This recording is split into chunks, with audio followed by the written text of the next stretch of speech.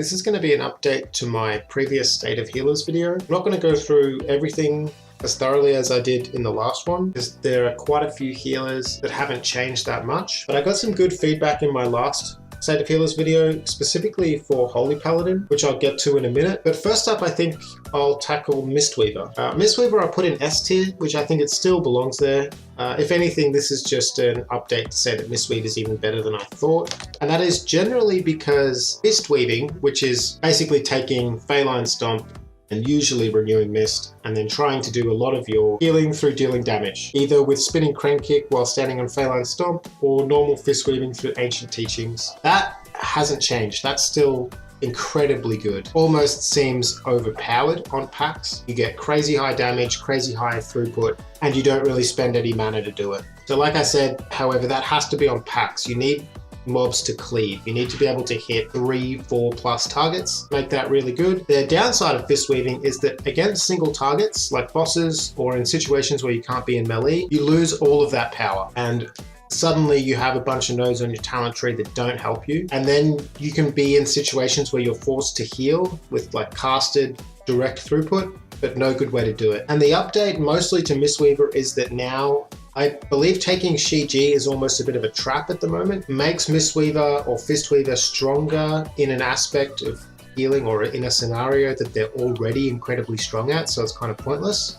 However, if you take Yulon instead of Shiji, Yulon almost single-handedly fixes the casted throughput, can't be in melee kind of weakness that Fistweaver has. You can either choose to have your buffed Yulon on a normal 3-minute cooldown, or you can choose to bring it down to a 1-minute cooldown. And this cooldown single-handedly fixes any problem that I think Mistweaver could have. Sorry, that's my 2-year-old going crazy. She thinks she's a pterodactyl. It almost feels a little bit overpowered, like too good, because you get this situation where Fistweaver, I guess, can do really, like, have no weakness on packs. Crazy high throughput, good utility, good defensives, no mana issues, good damage, everything. And then at the same time, you can then press another button to basically get all of that except for the damage component on bosses or single targets or spread healing or whatever as well. The buff to Yulon to give it a flat 33% cost reduction to Enveloping Mist means that you shouldn't really ever have mana issues. I still think that taking Mana Tea is useful, just because you don't have that many other options in that first kind of tier 1, tier 2 talents. You're basically going to take the general normal outline. You're going to go through the middle to get the Celestial nodes, and you're going to take the Renewing Mist nodes and things like that. And then you effectively have like 2 points to play around with.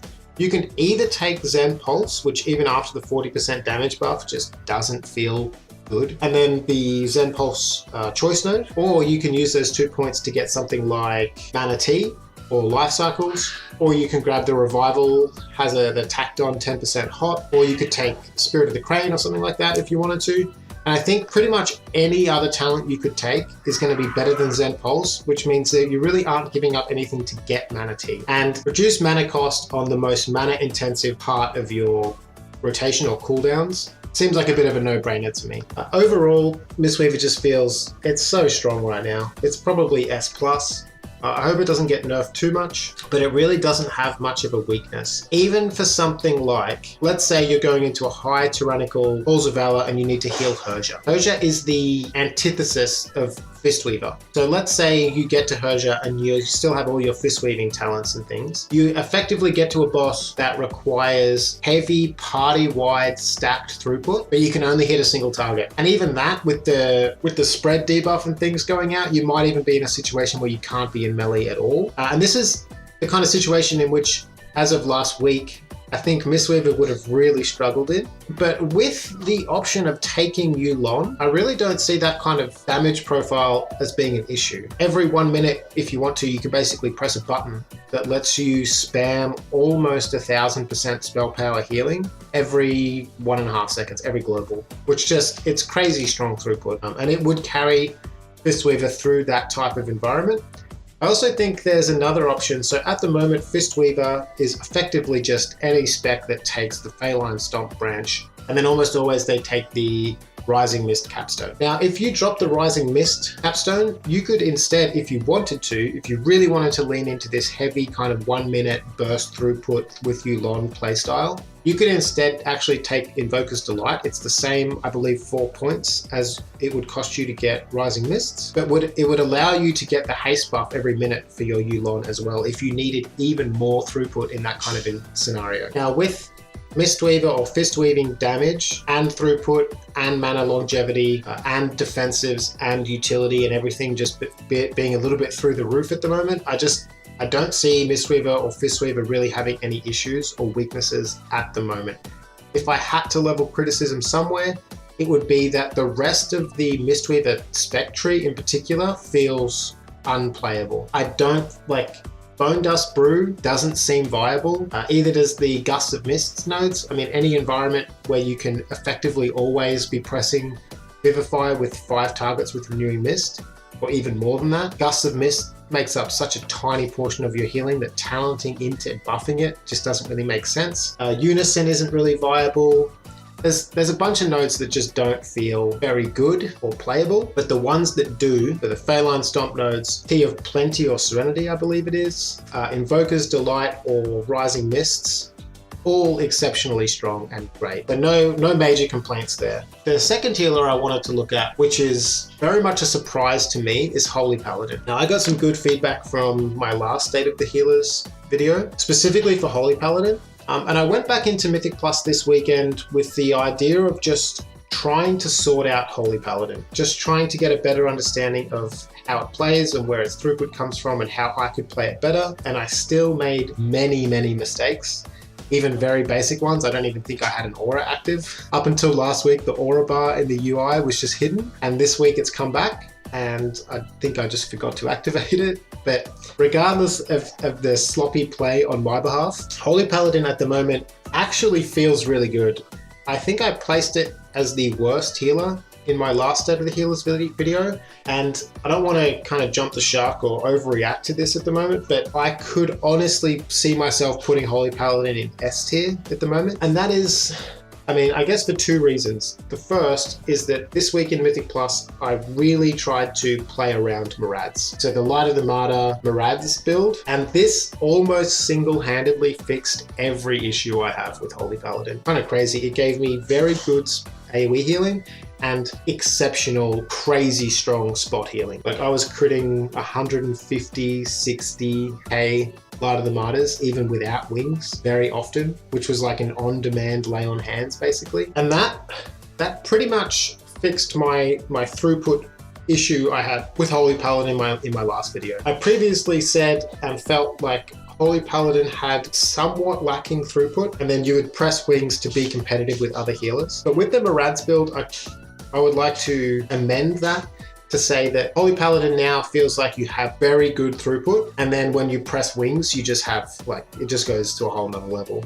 I had no problems bursting 35, 40, probably even more than that, K HPS on packs without wings. And then if I wanted wings, I could do even more than that. And again, if I just played better and really knew what I was doing and was well practiced and had my UI set up properly to track the buffs I needed to track, and I was actually playing around Dusk and Dawn and that kind of thing, I could imagine it going even higher. The other major point was that playing around Marads also allowed me to get a caster build working, which was one of the things I was really hopeful that I could get going in beta. I tried it a few times over the past couple of months, but they always fell flat because I was trying to play around casting in and of itself. But now I'm playing around Marads, and I'm building, basically all I'm doing is swapping out the Crusader Strike nodes for the casted nodes. And instead of building Holy Power with Crusader Strike, I'm now building Holy Power with a Flash of Light or Holy Light. And that, I mean, this might not be the playstyle that's for everyone, but for me, it felt very enjoyable. I really actually quite liked it. If I was going to go and spend a day doing more keys on beta right now, or even in pre-patch, I would pick Holy Paladin. That's how fun it is at the moment, at least for me. And that is because the caster build, it isn't a caster build in the general sense that you can stand, 30 or 40 yards away and just bomb heals into someone. It's definitely still a melee playstyle, but it's far less busy work than I would say the traditional melee Holy Paladin is. And that's because having to press Crusader Strike so often just to get your basic Holy Power generation It felt very spammy, very busy. You're always only really ever playing 1 or 2 GCDs ahead. And everything you do is basically instant cast, which makes Holy Paladin feel very jittery or quick, I guess. But the caster build is the opposite of that. You get to weave some actual useful casts into your rotation, and you get to plan your holy power generation ahead rather than just, press this one button on cooldown. And that felt really fun to me. And I guess the main part as well is I didn't have to constantly swap targets between enemies and friendlies all the time. And I was still doing damage with like Consecration and even Judgment and some Holy Shocks and stuff, but I didn't constantly feel the need to juggle back between enemies and friendlies, which felt great. I really enjoyed it. The only real weakness I can point to at the moment is that the class tree still sucks. Unfortunately, that's just what seems like Paladins at the moment.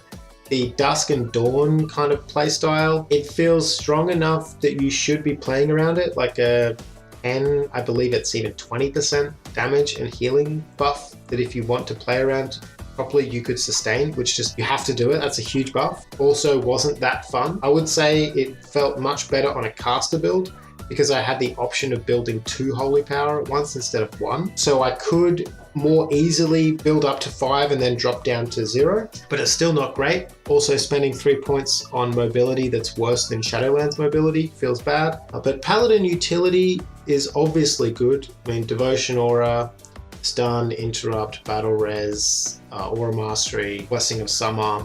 I don't think Paladins are going to have any issues with utility at all. And I'm actually quite interested to play around Blessing of Summer. I'm going to be spending, 20, 50 hours or something on Holy Paladin in pre-patch to get a better idea of this, because I'm actually really enjoying it at the moment. And I'd like to see how it feels when I play the spec better. Now, all of that being said, I don't think a full caster build is really viable. I'm playing around Marads with kind of a caster style or a melee style of Marads rather than playing around a pure caster. Out of all of the healers though, mana longevity on Paladin feels by far the best. Like, it isn't even close. I'm not looking at my mana bar at all on Holy Paladin, and I would be surprised if I dropped below 80%. I also think if I really wanted to, I could probably keep it above 90 or 95% for a whole E or dungeon or anything.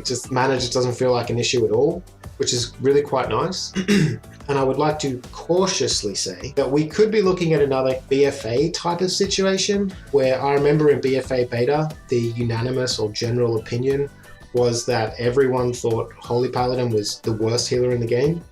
And then once the game launched, they were the best. I don't know if they'll be the best in Dragonflight, but I think they will probably be much better than a lot of people, even me a week ago, were thinking they would be. And finally, I guess the caster Marads build that I'm talking about, it's still a melee build. You still want to be in melee range for your mastery to get full effect of, the proximity-based healing, and for you to drop consecrations and use Shield of the Righteous for damage and things like that. But it isn't a true melee build in that you don't feel like you're punished when you can't hit a mob. And I think this is one of the things I like the most about this kind of variation, is that if I feel the need, like it's easier for me on a boss fight like Persia in Halls of Valor that I did quite a few times this weekend, if I'm not technically right on the boss and able to hit Crusader Strike, melee Holy Paladin felt quite bad, whereas in the caster version, I could stand a few yards back, still right next to my whole team,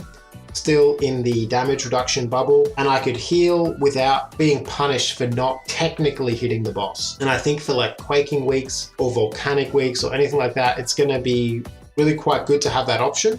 As far as the rest of the healers go, Holy Priest, no glaring issues here. I don't think the nerfs really did much to change how they're situated. The nerf to Prayer Mending bounces from 5 to 4 kind of sucks. That's mostly because I really like Prayer Mending. Not really an objective kind of throughput nerf, feels bad. It's just, I like POM, that's all. Holy Words still feel like good saves and good on-demand throughput. The only real complaint I have for Holy Priest at the moment stands the same as it was in my original video, and that is that damage is low without the damage talents, and for kind of like sloppy or learning pug keys, that could be an issue because in order to get the damage you have to give up throughput. I think in coordinated groups and in higher keys and stuff, then that won't be as much of an issue because you probably don't need the throughput, so taking the damage nodes isn't a huge deal. And second is that this is I guess a criticism for me only. This just isn't really the playstyle that I particularly like, and that is that once you've kind of done your maintenance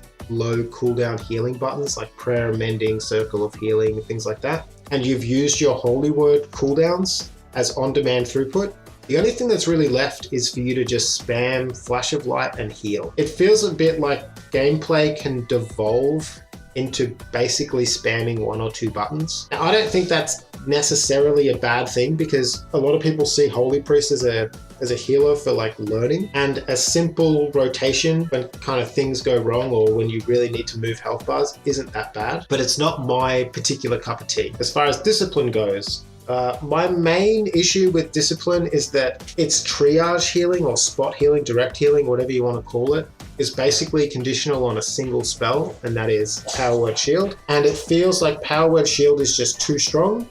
It is your single button to basically deal with everything that isn't atonement healing. And I was wary of Power Word Shield being nerfed and Discipline being kind of left with no real direct throughput, non-atonement kind of options. And I could still see Disc maybe having trouble with something like Bursting or Grievous, but that isn't really anything different from Disc at the moment or in Shadowlands. So kind of is what it is. It's not a major complaint. Atonement throughput and everything feels way higher than it used to be, just because there are so many more cooldowns and buttons for you to press to get big damage. There is still a little bit of button bloat, and Flash Heal feels quite weak, so does Renew. But overall, I still think Disc is in an exceptional spot, especially for Raid. Like, it's still great. As far as Preservation Evokers go, their main weakness, which was a lack of defensive options, got thoroughly fixed with the most recent round of changes. Their Obsidian Scales got turned into potentially 2 charges of a 30-second DR and a 90-second cooldown, which is really good.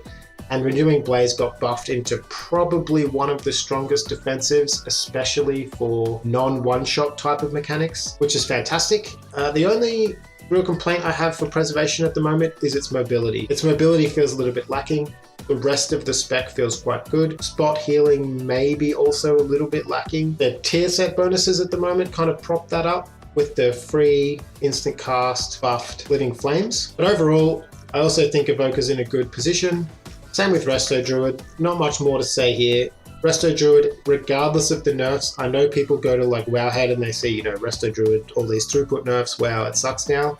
I don't think that's the case. Their overall throughput feels still exceptionally high. Their damage feels very high. Druid utility is always good. Their mana longevity is quite good. Their talent synergies are kind of, I would say their talents synergize better than any other healer in the game. You really can kind of build your own Resto Druid the way you want to play at the moment. And having a lot of their throughput not gated behind pure regrowth spam also feels excellent. Similarly, not that much to say about Resto Shaman. They had a few small changes early in beta that have helped the spec a lot in my opinion, and that is the chain heal being added to tidal waves and the extra kind of damage options that they get, so that general gameplay in Mythic Plus doesn't feel like it's just spamming Riptide and Healing Surge. You can press half a dozen buttons routinely now, which feels quite good. Their damage feels a lot more conditional on the amount of globals you put into dealing damage now. Whereas, in Shadowlands, they could get a lot of damage done with just a few buttons every 30 seconds. Whereas that isn't the case anymore. I still don't have really any faults for Shaman. Their utility is just, they are the kings of utility. And their throughput, damage, defensives, everything like that is enough that none of those aspects feel lacking. Even though they might not be the best of any healer, the rest of their toolkit is good enough that their utility alone can carry them in a lot of situations. And with that, that's the state of healers updated, at least in my opinion at the moment, and will probably be the last video of this type for beta. I'm going to be playing mostly pre-patch from now on and just getting ready for launch. So thanks everyone for watching, and algorithm stuff.